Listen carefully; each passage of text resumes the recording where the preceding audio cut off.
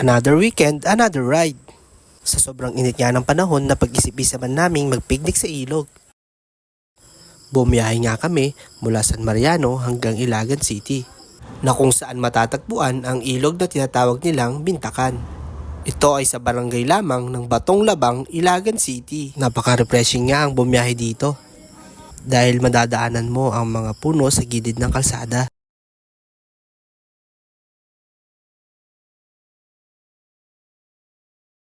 Pagbugan mo pa nga lang sa tulay ay makikita mo na ang mga cottage.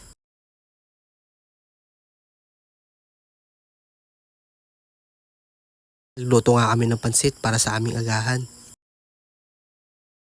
At inihaw na baboy at tilapia para naman sa pananghalian. Mas lalo ang sumasarap ang pagkain, lalo na't pinagsasaluhan kasama ang pamilya. Ang cottage nga namin ay nagkakahalaga lamang ng 350 pesos. Ang nagustuhan ko nga dito ay pag-akbang mo lamang ay nasa tubig ka na. Lalo na pag may mga kasamang maliliit na bata, madali mo silang mababantayan. Sadyang napakasolid nga magbabad dito. Napakalamig nga at napakalinaw ng tubig. Parang ayaw mo nang umahon. Kaya't ano pang hinihintay nyo? Kulayan nyo na ang inyong mga drawing. Salamat sa panonood, hanggang sa muli!